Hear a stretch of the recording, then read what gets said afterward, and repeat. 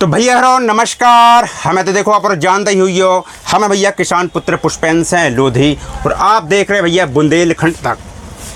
कछु आदमी कहते हैं पुष्पेंद्र बागी, कैसे हम जौन सी पंचायतों में घुस जाएँ उतने के चपरचंद अधिकारी हों लग जाते भैया आगी।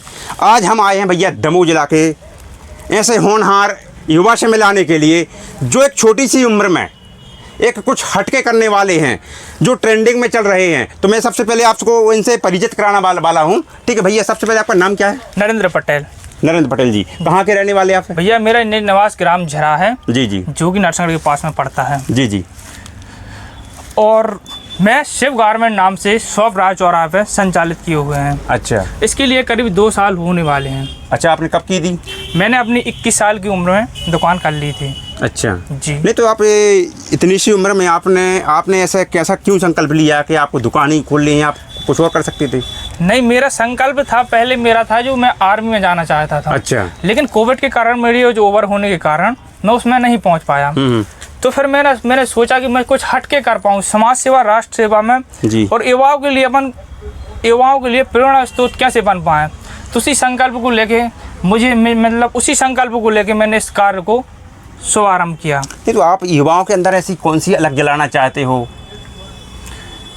युवाओं को बताना चाहता है कि युवा ही देश की वो ताकत है जो परिवर्तन कर मानेंगे, कर देंगे ऐसे काम जिन्हें सब मील का पत्थर मानेंगे। अच्छा। युवा ही देश की ताकत है। अब युवा करना चाहता है और ठान लेता है तो कोई भगत सिंह बन जाता है, कोई चंद्रशेखर बन जाता है, तो कोई महात्मा गांधी, कोई एपीजे अब्दुल कलाम बन जाता है। बिल्कुल सही बात है। युवा ही चाहता है तो तस्वीर बदल लेता है, राष्ट्र हित में अपना जीवन समर्पित कर देता है। बिल्कुल। तो वही सब संकल्प लेके मैंने इस दुकान को किया कि मैं लोगों का, युवाओं को लिए जागृत कर सके कि नहीं, शिक्षा से आप हर मुकाम को हासिल कर सकते हैं। बिल्कुल। ऐसा ही नहीं कि आपकी किसी जॉब के पीछे या किसी नौकरी के पीछे या किसी अदर पीछे आप भागते रहें या किसी अन्य व्यक्ति के लिए, बल्कि आप चाहें तो हर चीज़ कर सकते हैं और हर मुकाम पा सकते हैं और हर चीज़ में आप सफलता पा सकते हैं।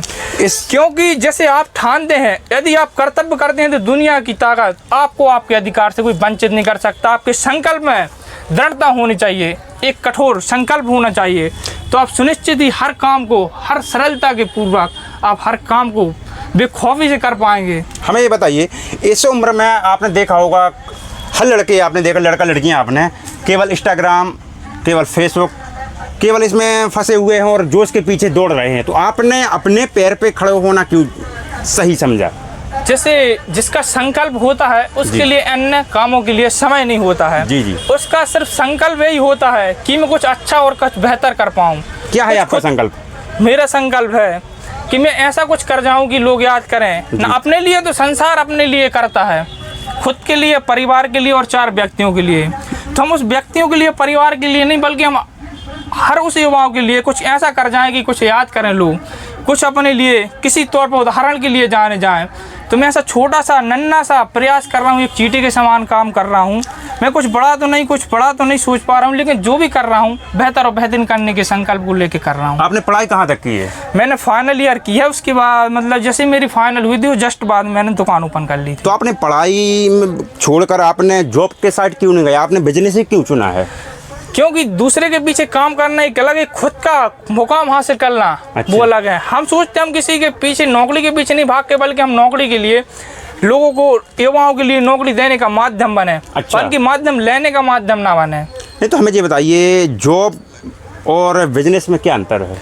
जॉब देखिए, बिजनेस में एक व्यक्ति खुद का मालिक होता है और एक जॉब में किसी का नीचे काम करता है। अच्छा। बल्कि आप जो खुद से करेंगे तो एक बेहतर और बेहतरीन कर पाएंगे और आप अपने मन का कर पाएंगे और युवाओं के लिए कुछ ऐसा करेंगे कि उनको भी लगेगा कि इस भाई ने किया है। मतलब जॉब की इनकम एक फिक्स है और बिजनेस की इनकम कोई फिक्स नहीं है। आप जितना काम करोगे उतना ही पाओगे। अच्छा। कई गुना पाओगे, आपकी उम्मीदों से कई गुना ज़्यादा होगा। आप करके तो देखिए, इस फील्ड में उतर के देखिए। और युवाओं को, और मैं ग्रामीण क्षेत्र के युवाओं को भी बताना चाह रहा हूँ कि आप जॉब के पीछे नहीं, बल्कि आप खुद का बिजनेस की ओर अग्रसर हुई है, उसकी ओर ग्रोथ की ओर अग्रसर हुई है।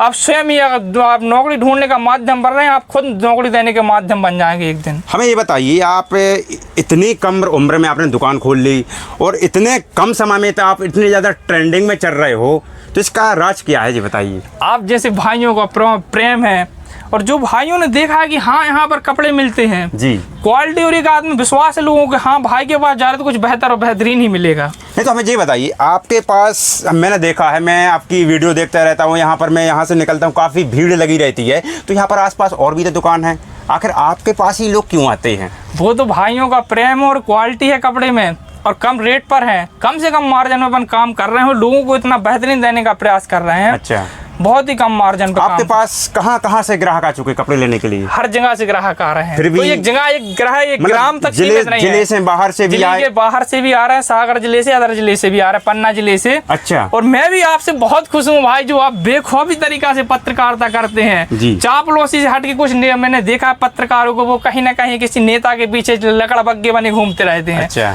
तो उससे मैं आप प्रसन्न यार कि भाई ऐसे देश भलाई और राष्ट्र हित में काम करें, मतलब पत्रकारिता राष्ट्र हित में और राष्ट्र के लिए जो खुद से हटके हो। जी, और बल्कि खुद के लिए नहीं बल्कि राष्ट्र के लिए करिए।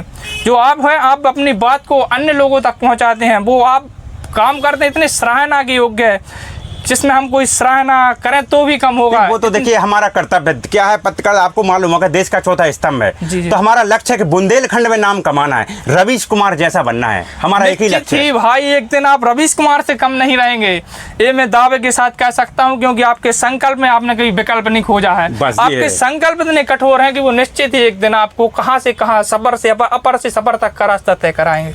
बिल्कुल। तो भाई दोस्तों, ये हमारे नरेंद्र पटेल जी के हैं, लेकिन मैं इनसे एक बात और पूछना चाहता हूं कि आपने सोशल मीडिया का जो प्लेटफॉर्म चुना है, जैसे इंस्टाग्राम, फेसबुक, तो ये बताइए आपने यही प्लेटफॉर्म क्यों चुना है?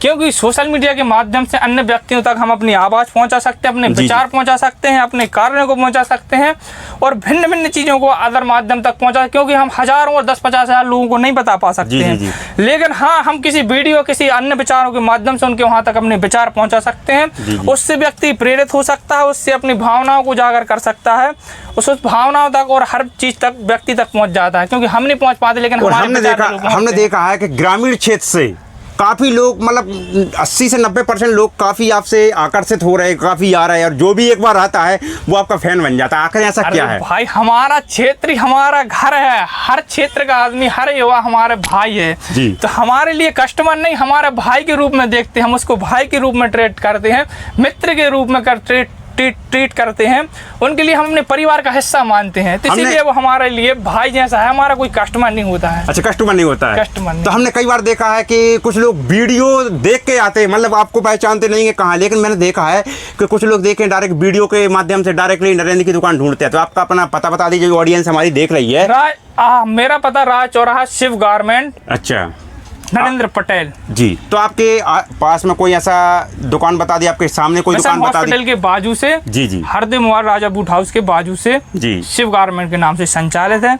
तो भाई जय श्री महाकाल, आप सब भी पधारें, आपकी अपनी शिव गारमेंट, पता रहा चौराहा। तो आपकी दुकान में वैसे क्या क्या, ऐसे आप बताइए? Pant shirt, T shirt, lower, अच्छा, जैकेट वगैरह हर कुछ अवेलेबल। नहीं, हमें ये बताइए, लोग मतलब दुकान और भी खुली, तो आप ही की दुकान पे क्यों आए, ये बताइए।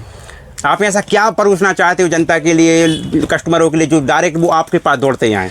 भाई मैं इतना कम रेट में, इतने कम मार्जिन में देना चाहता, इतना बेहतर और बेहतरीन देने का प्रयास कर रहा हूँ कि लोगों को लगता है कि इससे बेहतर कहीं हो ही नहीं सकता है।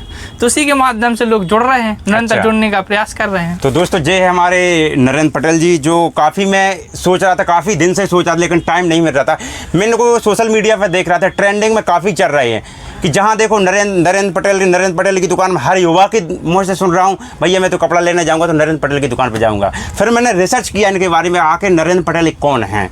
तो जब मैंने पता किया, ये 20-22 साल की उम्र में इन्होंने इनका एक अलग ही जज्बा जागा कि भैया कपड़े की दुकान खोला और हटके करना है, मतलब इनका लक्ष्य है कि बुंदेलखंड में इनको भी नाम कमाना है। तो दोस्तों, हम तो यही कहेंगे कि जो भी करो हटके करो, कभी भी भीड़ का सदस्य न बनो, बर वक्त ऐसा काम करो कि भीड़ का कारण बनो, कि भीड़ किसके कारण खड़ी है। तब तक के लिए जय हिंद, जय भीम, जय अम्बेडकर।